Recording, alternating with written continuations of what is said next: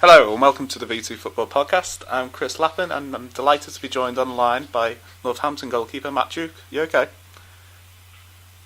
Yeah, thanks. Yeah. So, great win at the weekend against Newport has put you up to 14th in the league. 3 wins in a row. Is the playoffs a realistic hope for this season? Well, I think it is a realistic thing because obviously there's plenty of games left, but I think at the moment, we're just concentrating on keeping on a good run. Obviously we've had a good January up to now, so if we keep that going, then obviously there's a chance, but I think we've just got to concentrate on turning the corner like we have done the last few games. If we keep that up, then obviously I think we'll reassess the situation and come sort of end of March, beginning of April, then you see where you are. Yeah. If we cast your mind back, how were you spotted? It was just, obviously we were playing like Sunday football, and then I got asked to go for a trial for Chesterfield, somebody that we knew, his son was there, and we just went from there really. Played for Chesterfield youth team for a bit, and then came back into non-league. Yeah. And then it just went on playing non-league, and again playing Sunday football. I got spotted, and just got asked to go for a trial for Sheffield United, and we sort of went from there really. Yeah, and then you signed for, was it Burton Albion? Yeah, left Sheffield United, went to Burton Albion, obviously dropped down into non-league again, and obviously playing for Burton.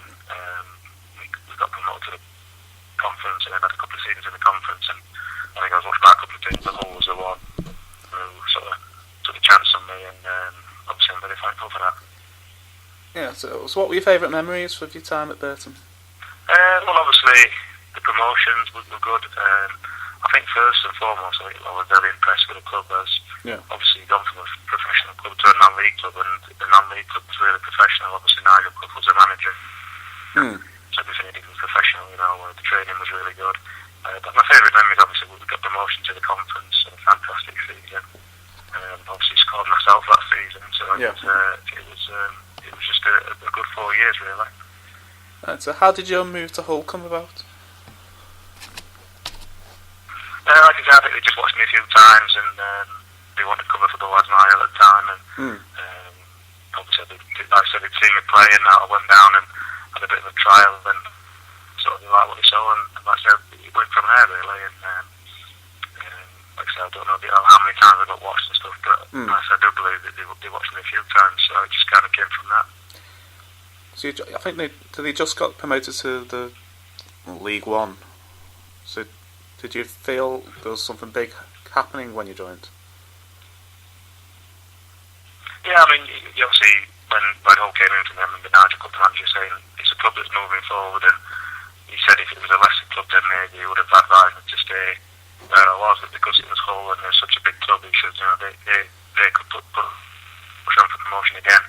So it was a great chance for me, and obviously at the time I just kind of was happy to be back as being full-time professional. You never kind of dreamed of what was ahead, but obviously I know it was a big club going in the right direction, and obviously then we got promotion to the Championship that same season, so it ended up being obviously a fantastic move for my career. Yeah, and it's hard to talk about your career without talking about Bradford's 2012-13 season. It was the season that saw the club got promoted through the playoffs and then reaching the League Cup final. For you, was that the best moments of your career? Yeah, I mean, obviously making my Premier League debut was massive in my career, because obviously it's something I would never thought I would end up playing in the Premier League, obviously coming from non-league, etc. But I mean, the whole cup run at Bradford was just, obviously you've seen what they've done at the moment, Chelsea, and you see the furore around that.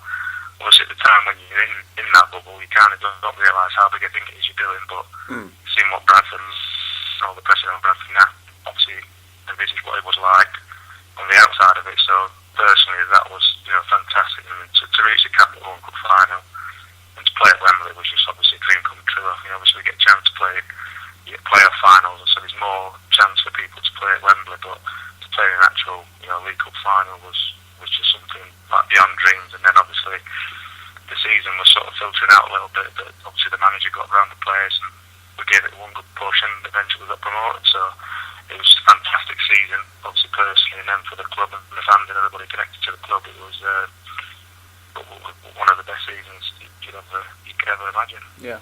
We've had a couple of questions sent in by our listeners. Shane's asked, who's the best manager you've played under? It's a difficult one, because I've played under a lot of good ones, so it's difficult to, you can single people out. Obviously, the manager at the moment has been fantastic from where we were sort of this time last season, bottom of the league. To turn that round was a fantastic achievement. Obviously, Phil Brown at Hull was somebody I learnt a lot off, and then obviously somebody who's now managing my hometown club, Nigel Clough, was fantastic. I learnt a lot from him. Yeah.